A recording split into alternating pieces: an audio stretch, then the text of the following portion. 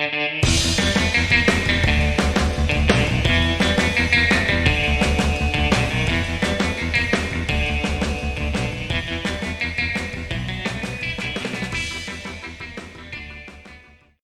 everyone, this is Rohini. I'm really excited to start this podcast with my friend Chris.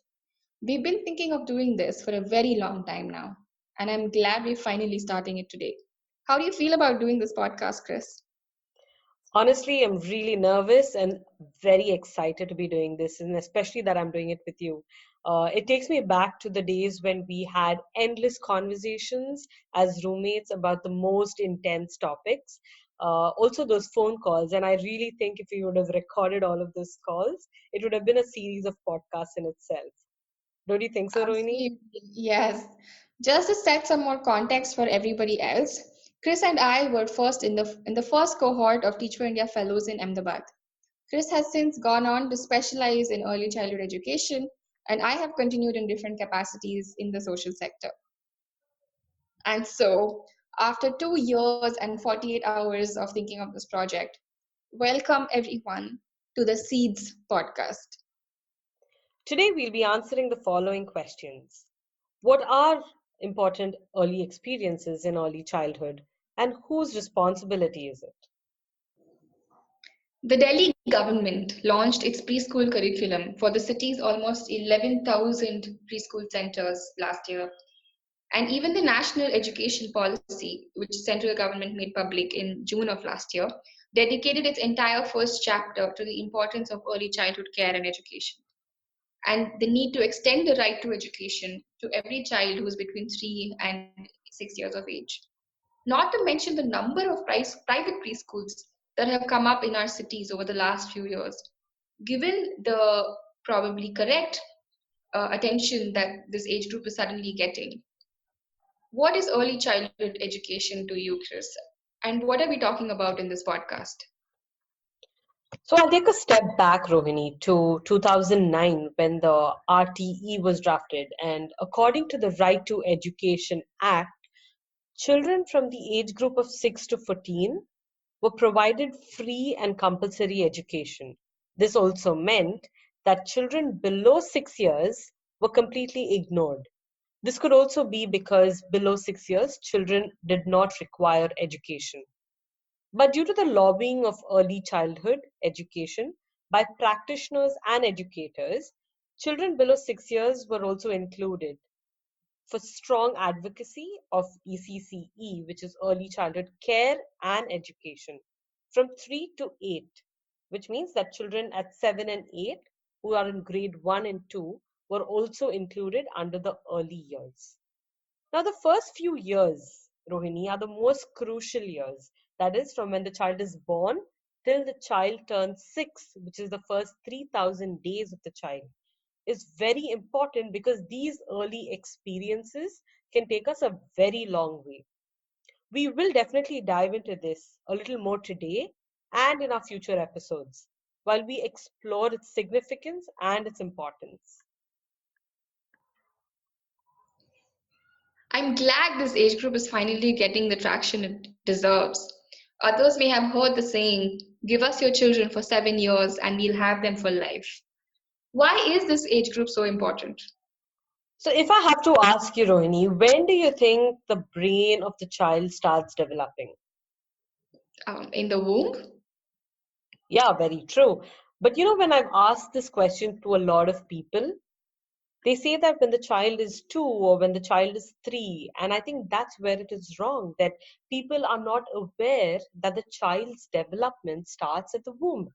And I was so surprised when I heard for the first time that when the child is born, 25% of the brain is already developed.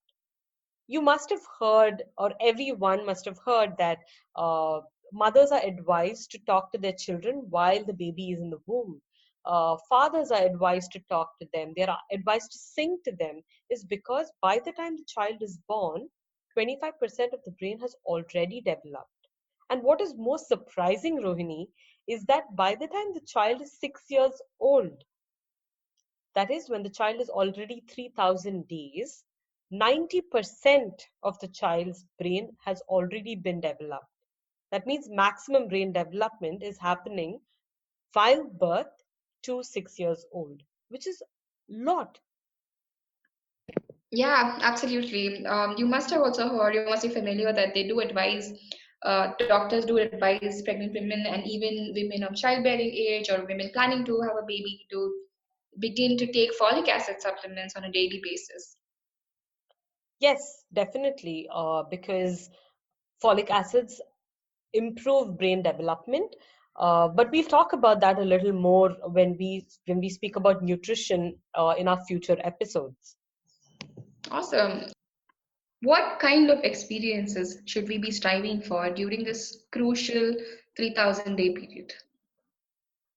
I can think of two stories, Rohini, that's coming to my mind. One is of Pune, who is 2 years old, and one is of Saroj, who is 1.5 years old. And while I tell these stories, I like to paint a picture about each of these settings. We'll start with Pune. Pune is a 2-year-old boy. His mother is deaf. She goes out to collect fodder every day. Pune is left in the cradle. He's tied between two posts on the veranda with his grandmother. The grandmother is very old and she cannot move about much. When Pune cries, she rocks the cradle while she's doing something else with her other hand. She says nothing to Pune. Pune cannot even see out of the cradle. One morning, from 6 a.m. until 11 a.m., he stayed in the cradle. Sometimes he was sleeping, sometimes he was crying, and during this time, he was given nothing to eat. When it was time to eat, she would feed him, the grandmother said. When he's hungry, he cries, and then she'd give him plain rice to eat. While I tell you the story, Rohini, what kind of experiences do you think Pune is having? On behalf of Pune, I feel very lonely. It feels like it's almost like neglect. This child has been left to himself for such a long time. He soothes himself. There is nobody to speak to him. There's nothing to keep him occupied. He spends all of his time just in the confines of that cradle. It makes me feel very sad. Exactly. And you know what was so surprising to me, Rohini? That Pune is 2 years old. And at 2 years, are capable of communicating with anybody around them. And Pune isn't able to have those interactions or that communication. Absolutely. And do you feel like, somewhere down the line, even the blame for that may come on his deaf mother?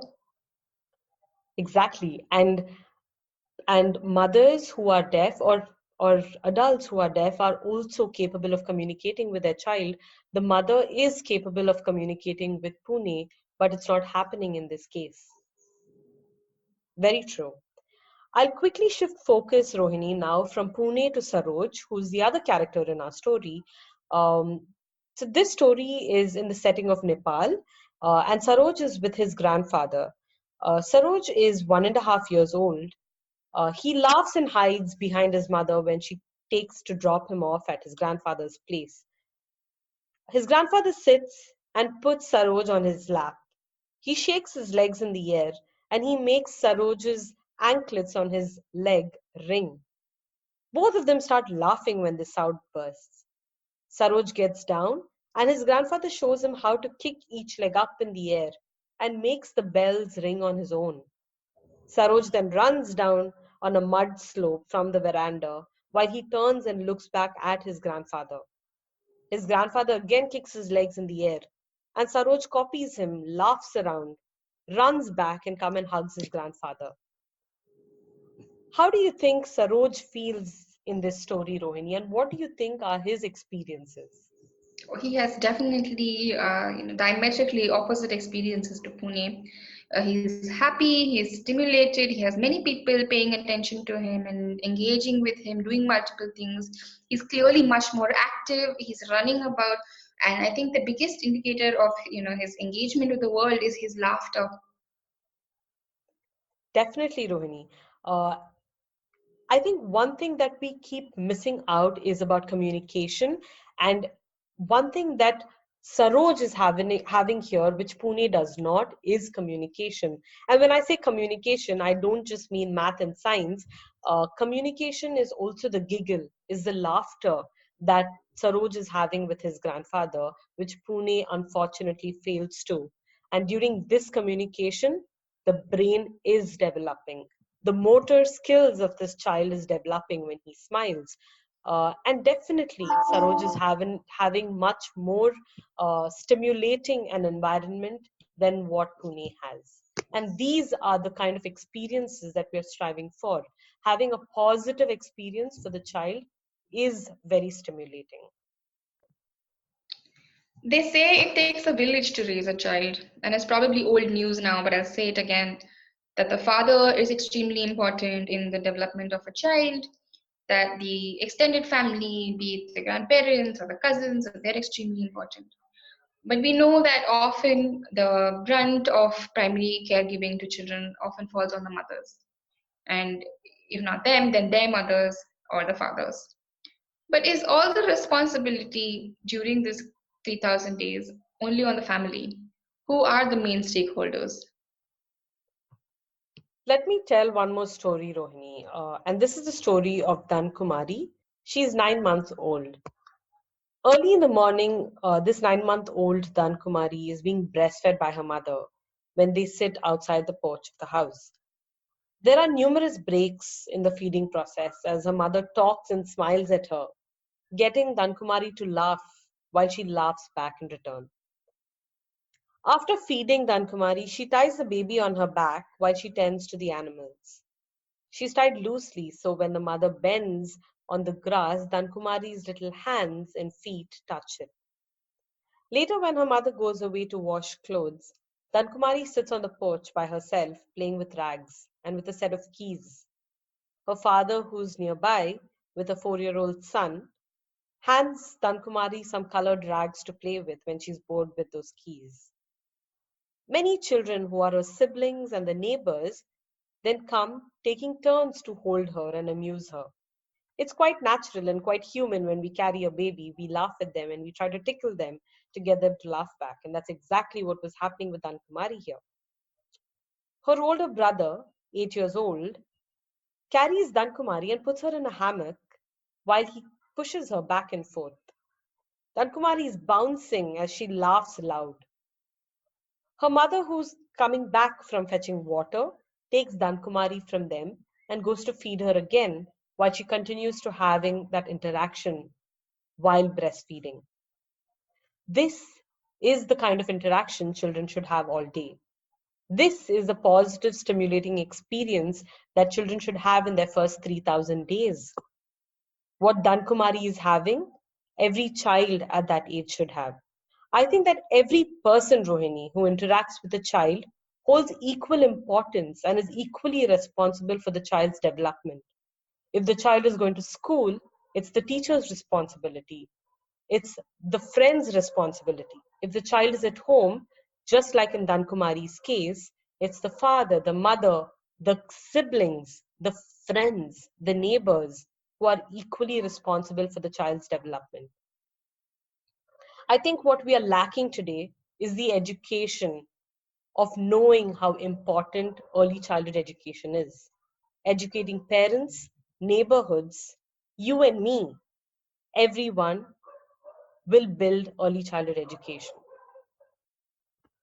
Thank you so much for that, Chris. And I'm extremely happy with the beginning that we made today in that direction. And I'm hopeful to cover much more ground in future episodes.